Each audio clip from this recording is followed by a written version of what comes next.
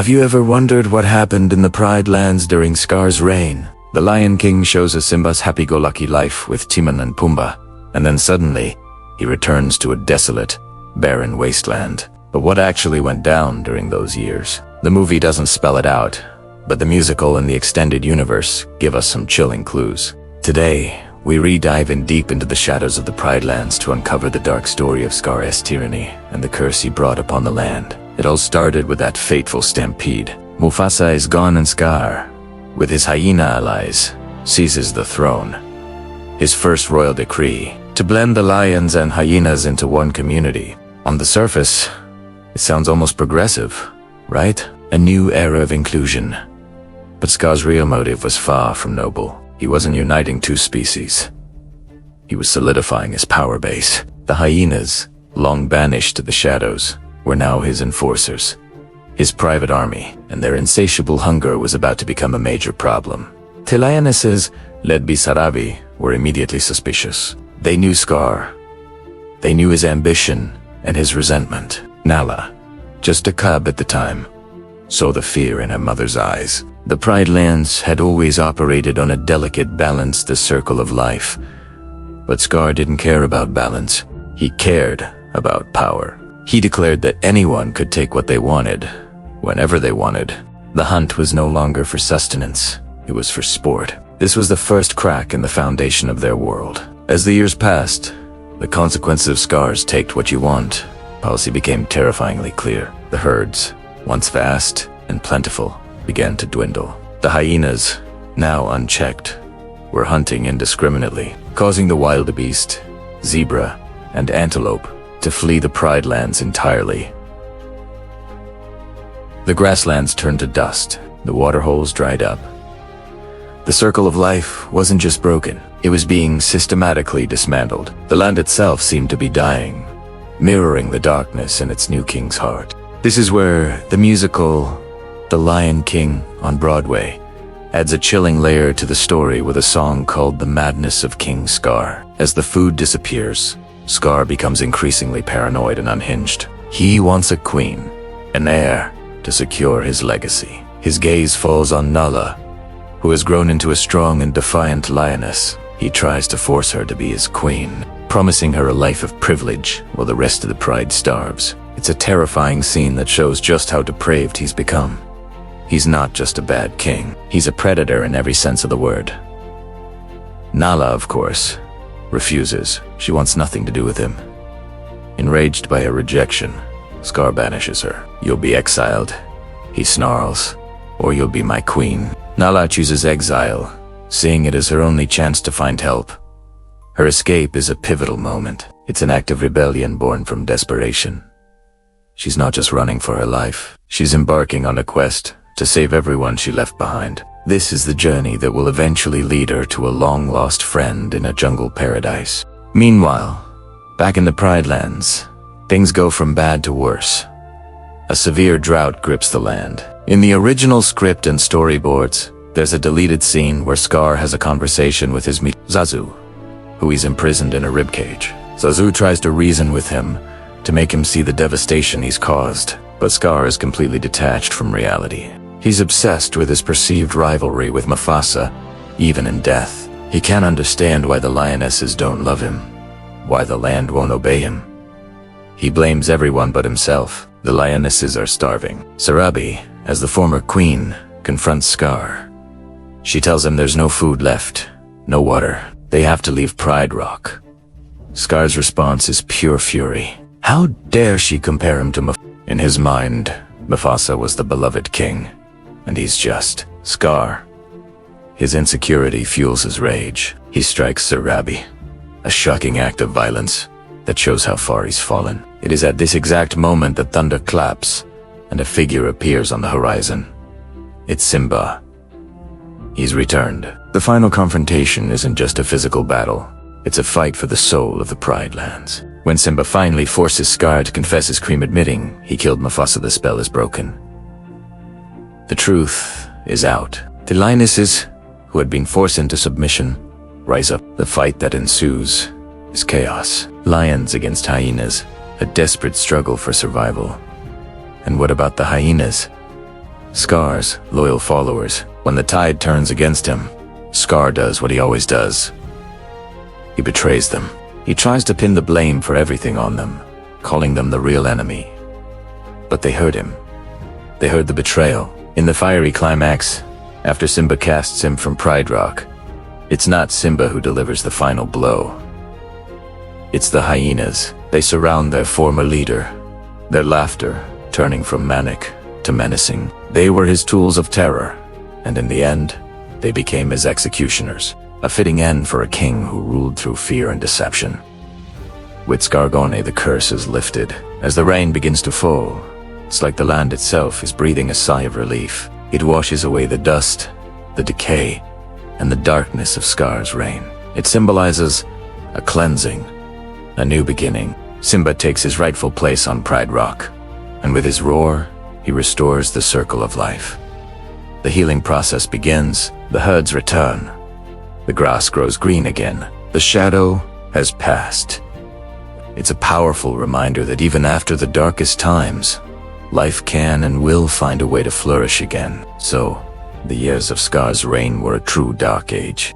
A tale of ecological collapse, driven by greed and ego. It wasn't just a drought. It was a curse, born from a king's poisoned heart. It took courage, sacrifice, and the return of the true king to heal the land. What do you think is the darkest part of this story? More complex narrative, the shadow that Scar cast long after his demise. A curse that continued to haunt Simba and shape the future of his reign. This is the story of Simba and the curse of Scar. The Lion King we all know and love ends with a triumphant roar. Simba, having defeated his wicked uncle Scar, reclaims his rightful place as king. The rains return, the land heals, and the circle of life is restored. It's a perfect, hopeful ending. But what if that wasn't the end of the story? What if the real battle for Simba was just beginning? The battle against not a physical enemy, but a psychological one, the deep, lingering trauma inflicted by his uncle. To truly understand this curse, we need to go back to the beginning, to the relationship between Mufasa and Scar. Scar, originally named Haka, was always second best. He lacked his brother's strength, his charisma, his natural leadership. This bred a deep-seated jealousy, a corrosive resentment that ate away at him for years. Mufasa, for all his wisdom, was perhaps unknowingly complicit. His focus was always on Simba, the future king, inadvertently pushing Scar further into the shadows. This dynamic created the perfect breeding ground for the monster Scar would become. His famous line, "I'm surrounded by idiots," isn't just arrogance. It is a cry of intellectual frustration from a lion who believed his cunning and intelligence were constantly overlooked. Then came the stampede. The moment that shattered Simba's world. Scar didn't just murder Mufasa. He orchestrated it with chilling precision and then manipulated a child into believing it was his fault. Run away, Simba. Run away and never return. These words weren't just a command. They were a curse. A spell of guilt and shame cast upon a traumatized cub. This is the core of Scar's curse. It's not a magical spell, but a psychological poison that would fester in Simba for years. Simba's exile in the jungle with Timon and Pumbaa is more than just a fun-filled musical montage. Hakuna Matata becomes his coping mechanism, a desperate attempt to outrun his past. He literally runs from the ghost of his father, from the memory of the stampede, from the crushing weight of his perceived failure. But denial is a fragile shield. The past never truly disappears. It waits. He grows into a powerful lion physically, but emotionally, he remains that terrified cub in the gorge. He isn't living, he's surviving. He's surviving! Hiding from a responsibility he believes he's unworthy of. When Nala finds him, she doesn't just see a long-lost friend. She sees a king who has abandoned his kingdom. Her disappointment is palpable. She represents the reality that Simba has been avoiding. The Pride lands are decimated under Scar's rule. The circle of life is broken. The vibrant land of his youth is now a boneyard.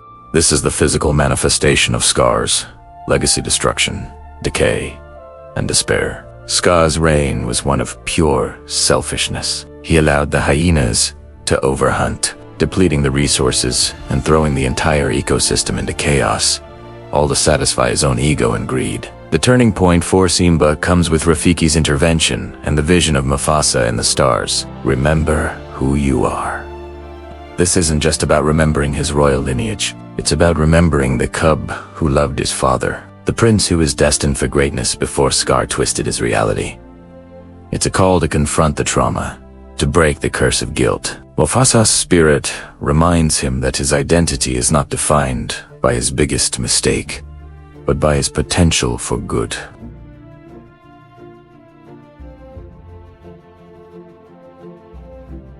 The final confrontation between Simba and Scar is electric. It's not just a physical fight for the throne. It's a psychological showdown when Scar, cornered and desperate, forces Simba to confess his guilt in front of the pride. He is trying to recast the spell, to reinforce the curse of shame. For a moment, it almost works. Simba falters, the weight of that old trauma pressing down on him. But then comes the revelation.